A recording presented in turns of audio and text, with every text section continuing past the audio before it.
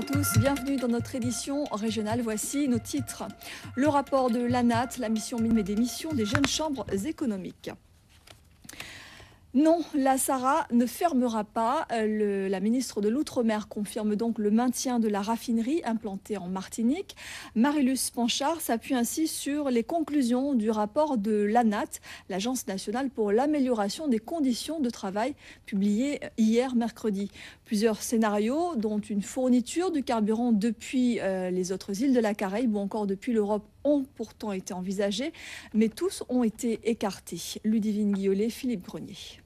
Un commentaire signé Bergette de Saint-Jacob. Et dès hier, Victorin Lurel, le président de région, réagissait en indiquant que les mesures préconisées et les solutions proposées dans ce rapport demeurent en deçà des attentes.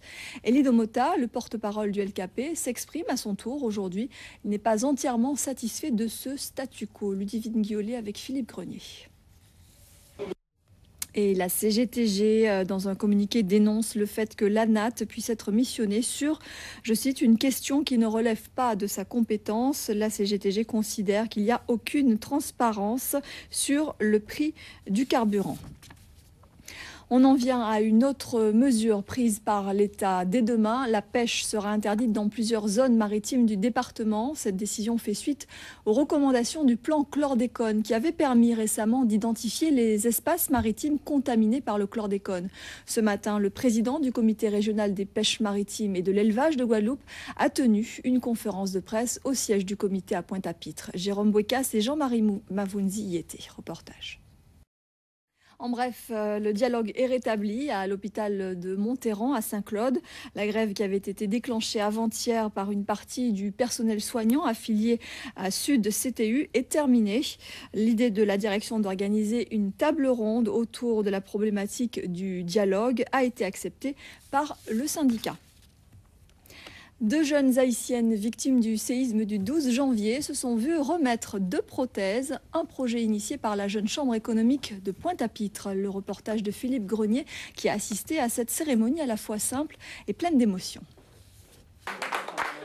Et Roland Quémen, le président de la Jeune Chambre économique mondiale, est notre invité. Bonsoir, merci d'être avec nous. Bonsoir. Alors, est-ce que la solidarité, comme on vient de le voir dans ce reportage, fait partie des missions de la Jeune Chambre économique ? Alors, vous venez de décrire effectivement les différentes actions qui peuvent être menées par les jeunes chambres économiques. C'est une école de civisme et de formation, justement, pour les jeunes.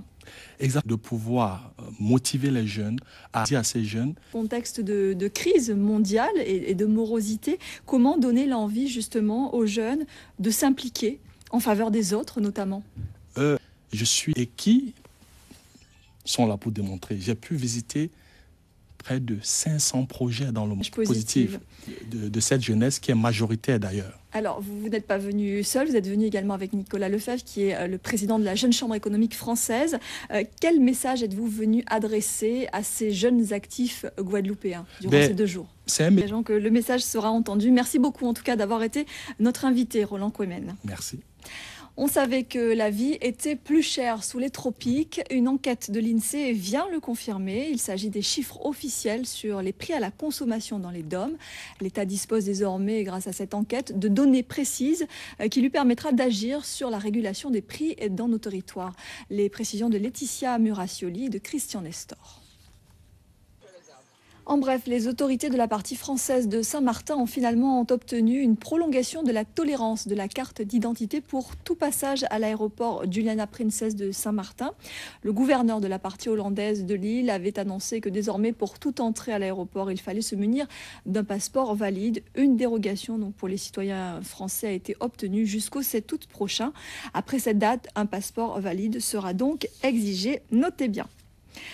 Orange France Télécom a lancé depuis quelque temps une campagne d'affichage tendant à promouvoir sa nouvelle offre Orange Cinéma. Certaines de ces affiches, qui reprennent soit des paroles, soit des images extraites de films cultes, choquent une partie de la population. Emmanuel Gombault et Olivier Duflot ont rencontré une citoyenne qui n'accepte pas ce type de publicité. Voyez son reportage.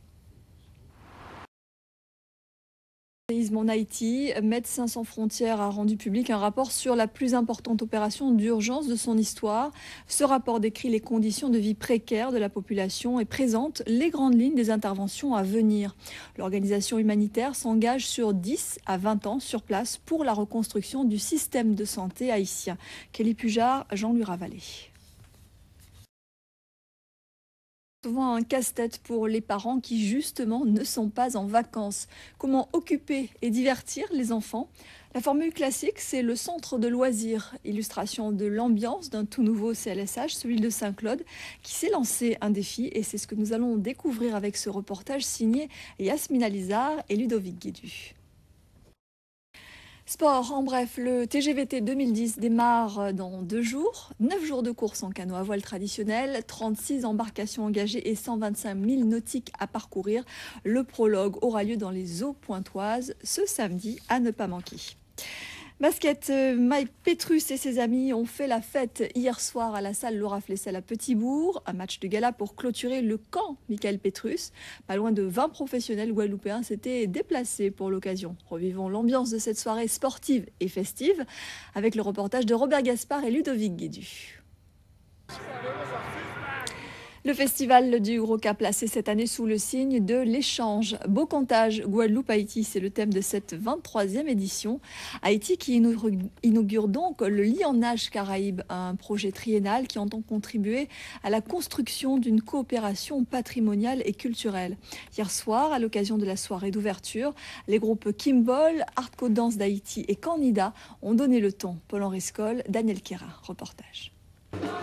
Autre tradition, on s'éloigne cette fois des tambours pour se laisser séduire par les rythmes indiens avec l'élection de Miss Sari. Voilà, c'est la fin de cette édition. Merci à vous de nous avoir suivis. 20h10, carnet de voyage d'envoyé spécial. Tous les jeudis du mois de juillet, Guylaine Chenu et Françoise Joly ouvrent leur carnet de voyage pour nous offrir des reportages inédits des 4 coins de la planète. 22h20, un film français, Le téléphone rose.